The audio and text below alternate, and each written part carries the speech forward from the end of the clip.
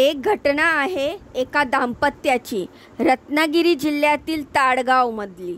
ताडगाव कधीच बातम्यांमध्ये येत नाही ना कधी चर्चेत राहतं, पण एका सकाळी गावातील शांतता अचानक भंग पावली. गावातील सर्व विहिरीत कुणीतरी काहीतरी टाकल्याचं ग्रामस्थांच्या लक्षात आलं आणि त्या एका क्षणाने संपूर्ण गाव हादरून गेलं. गावातील काही लोकांना वाटलं की सगळ्या विहिरीमध्ये विष टाकलं जातंय. ही शंका इतकी गंभीर होती की लगेच पोलीस बोलवण्यात आले. जेव्हा पोलिसांनी या दोन अनोळखी लोकांना थांबवलं तेव्हा जे समोर आलं ते कुणाच्याही कल्पनेपलीकडचं होतं. ना खून होता, ना आत्महत्या होता, ना चोरी होती, पण तरीही त्या घटनेमागे दडलेलं होतं भावनिक वास्तव्य. हे हृदयाला चिरून टाकणारं होतं. सदिया अकला खान, वय वर्ष अवघं 21, हुशार, सुंदर पण आणि स्वप्नाळू, नेरूळ इथं राहणारी पण मूळ रत्नागिरी जिल्ह्यातील केळशी गावची. वडील अकला खान आणि आई रेश्मा यांचं एकुलतं एक मूल. लहानपणापासून सदिया खूप समजूतदार होती.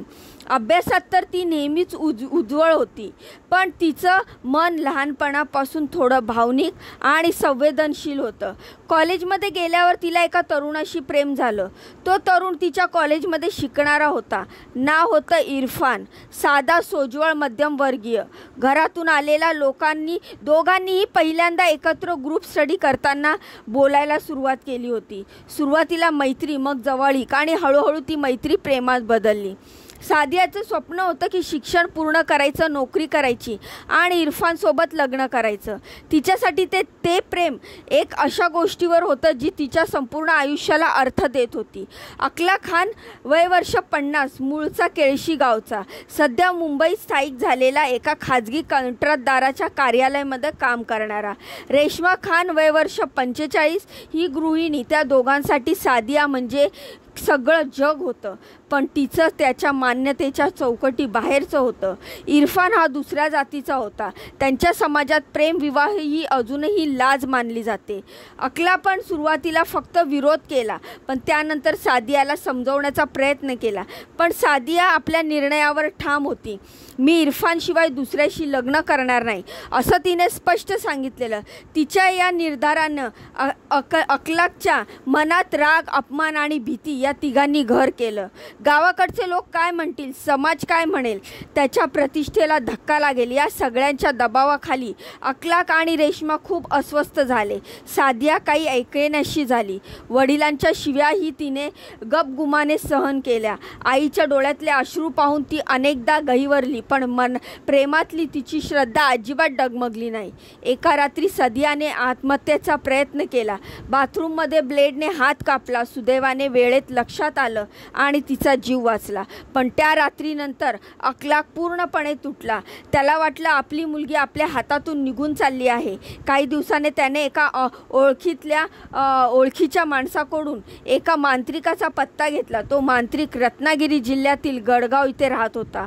अकलाकनं रेश्माला तिथे घेऊन जायचं ठरवलं. मांत्रिकानं त्याचं ऐकून घेतलं आणि मग सांगितलं, तुमच्या मुलीवर कुणाची तरी वाईट सावट आहे.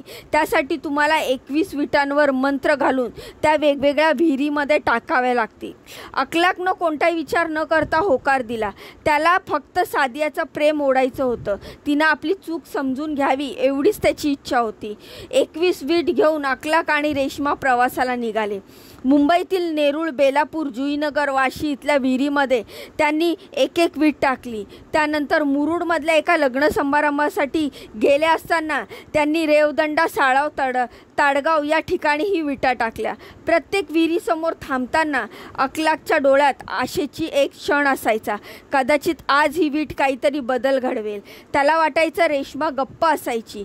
तिच्या मनात काळजी होती की हे सगळं चुकीचं आहे, पण नवऱ्याच्या हट्टापुढे ती हतबल होती. ताडगावमध्ये ते विहिरीजवळ थांबले होते. तेव्हा काही ग्रामस्थांनी पाहिलं की पती पत्नी दोघेही विहिरीत काहीतरी टाकत आहेत. त्यांना वाटलं की कोणी पाणी खराब करतंय. त्यांना शंका आली टाकली. कदाचित विष त्यांनी जर टाकत नाही ना, चटकन अनेक लोकांनी सांगितलं जोडपे विहिरीत विष कालवत फिरत आहे. गावकऱ्यांनी त्यांना थांबवलं, विचारणा केली, पण अखलाक आणि रेश्मा घाबरले. उत्तर देताना ते अधिक गोंधळलेले वाटत होते. गावकऱ्यांचा संशय अधिक बळावला आणि लगेचच पोलिसांना फोन केला. पोलीस आले, चौकशी सुरू झाली. सुरुवातीला अखलाकनं काहीही कबूल केलं नाही, पण पोलिसांनी विचारपूस केल्यानंतर अखलाक तुटला. त्याने रडत रडत सांगितलं, माझ्या मुलीचं आयुष्य वाचवण्यासाठी मी हे केलं. तो ओरडून म्हणाला, मुलगी प्रेमात इतकी गुंतली आहे की आत्महत्या करायला निघाली आहे. आम्ही फक्त तिला वाचवण्यासाठी हे केलं आहे, विष वगैरे काही नाही टाकले. आम्ही उपाय करत होतो. तिने आमचा ऐकून आमच्याकडे राहायला पाहिजे. पोलीसही थोड्या वेळासाठी स्तब्ध झाले. अखलाकच्या डोळ्यातली भीती, गोंधळ आणि हतबलता दिसत होती. शेवटी खात्री करण्यासाठी पोलीस अधिकाऱ्यांनी त्यांना विहिरीचं पाणी प्यायला सांगितलं. त्यानंतर खुद्द पोलीस अधिकारीही ते पाणी प्यायले. कुठलीही विषबाधा नव्हती, पण पोलिसांनी सगळं स्पष्ट झाल्यानंतर गुन्हा दाखल केला. धोकादायक कृती, अंधश्रद्धेचा प्रसार आणि सार्वजनिक पाण्याचं स्तोत्र अपवित्र करण्याचा आरोप अखलाक आणि रेश्मा यांच्यावर तात्पुरत्या अटकेमध्ये घेतलं गेलं. त्यांना आपली मुलगी परत पाहिजे होती, त्यासाठी त्यांनी केलेला हा खटाटोप होता. अंधश्रद्धा का होईना, पण तिला समजेल अशी त्यांची भावना होती. या घटनेची बातमी गावभर, जिल्हाभर पसरली. काहींना त्याच्याबद्दल सहानुभूती वाटली की एका बापाची वेदना त्याला कुठे घेऊन गेली, तर काहींना संताप व्यक्त केला. अंधश्रद्धा किती धोकादायक ठरू शकते याचं हे ज्वलंत उदाहरण होतं. साध्याने हे सगळं ऐकलं तेव्हाच ती कोसळली. माझ्या प्रेमासाठी माझे वडील आई विहिरीत विटा टाकत होते, हे कसं शक्य आहे? ती स्वतः पोलीस ठाण्यात गेली. तिच्या वडिलांसमोर उभी राहून रडत म्हणाली, बाबा, तुम्ही माझं प्रेम मान्य केलं असतं तर मी स्वतःलाच ठार करायची गरजच भासली नसती. पण तुमच्या प्रेमात आणि माझ्या प्रेमात फरक होता. तुम्ही मला गमावून बसलात. मी अजूनही तुम्हाला गमावलेलं मानत नाहीये. त्या दिवशी अखलाक आणि रेश्मा तिला पहिल्यांदा जवळ ओढून रडले. त्या अश्रूमध्ये पश्चाताप होता, प्रेम होता आणि एक वेदना होती जी कधीच पूर्णपणे नाही मिटणार. हा प्रसंग एक आठवडा, एक महिना एवढा पुरता नव्हता. तो संपूर्ण गावासाठी, जिल्ह्यासाठी एक आरसा बनला.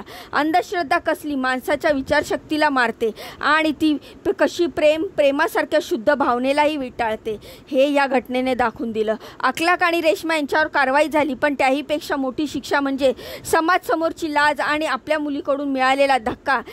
काही काळासाठी इरफानपासून दूर राहायचं ठरवलं आणि आता गरज होती स्वतःला सावरण्याची, पालकाचं मन जिंकण्याची. तिचं प्रेम अजूनही तसंच होतं, पण आता ती प्रेमात इतकी प्रलब्ध झाली होती की वाट पाहणं तिला जास्त योग्य वाटलं. ही घटना कोणाचं तरी भूतकाळ आहे. कुणीतरी अजूनही त्या रात्रीच्या आठवणीमध्ये रडतोय.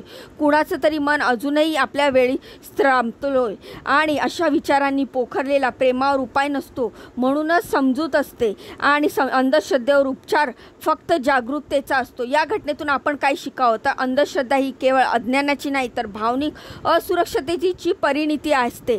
जेव्हा पालक आपल्या मुलांना, निर्णयांना समजून घेण्याऐवजी त्यांना जबरदस्तीने वळवण्याचा प्रयत्न करतात, तेव्हा संवादाचा अभाव नात्यामध्ये दरी निर्माण करतो. अखलाक आणि रेश्मा यांनी आपल्या मुलीच्या प्रेम संबंधांना विरोध करताना जे पाऊल उचललं ते त्यांच्या अंधविश्वासावर आधारित होतं आणि त्यातून सामाजिक आणि कायदेशीर संकट निर्माण झालं. ही घटना आपल्याला काय शिकवते, तर कोणतीही समस्या असो ती विज्ञान, संवाद आणि समजूतदारपणाने सोडवली पाहिजे, अंधश्रद्धेवर नाही. ही घटना ऐकून याविषयी आपल्याला काय वाटतं, आपली काय प्रतिक्रिया आहेत, कमेंटच्या माध्यमातून नक्की सांगा. जाण्याआधी व्हिडिओला लाईक करा, चॅनलला सबस्क्राईब करा. तुमच्या या बहिणीला पुढे जाण्याचा एक चान्स नक्कीच द्या. तर भेटूया पुढच्या व्हिडिओमध्ये अशीच महत्त्वपूर्ण दमदार अपडेट घेऊन. तोपर्यंत स्वतःची काळजी घ्या. बाय आणि नमस्कार.